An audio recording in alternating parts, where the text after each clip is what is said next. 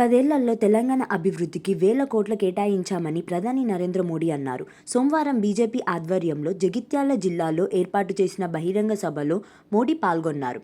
ఈ సందర్భంగా ఆయన మాట్లాడుతూ క్రమంగా తెలంగాణలో బీజేపీకి బలం పెరుగుతుందని అన్నారు. బీజేపీ ప్రభంజనంలో కాంగ్రెస్, బీఆర్ఎస్ కొట్టుకుపోయాయని కీలక వ్యాఖ్యలు చేశారు. దేశంలో మరోసారి బీజేపీ ప్రభుత్వం రాబోతుందని ధీమా వ్యక్తం చేశారు. 400కు పైగా సీట్లు ఎన్డీఏ కూటమికి రాబోతున్నాయని జోస్యం చెప్పారు. వికసిత్ భారత్ కోసం ప్రజలు ఓటు వేయబోతున్నారని అన్నారు.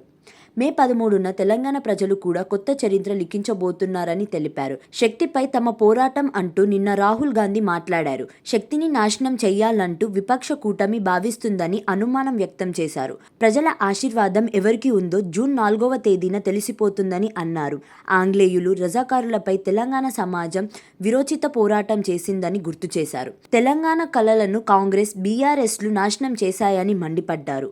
ముఖ్యంగా ప్రజల భావోద్వేగాలతో బీఆర్ఎస్ చెలగాటం ఆడిందని తెలిపారు.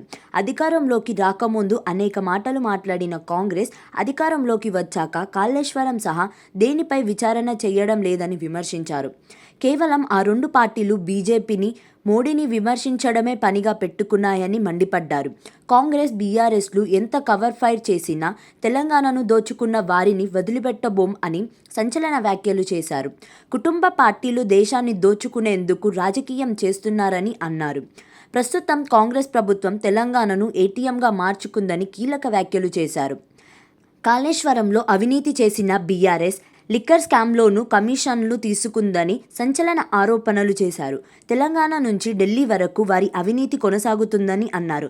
కానీ తమ పాలన అలా లేదని, బీజేపీకి ప్రజా ప్రయోజనాలే ముఖ్యమని అన్నారు.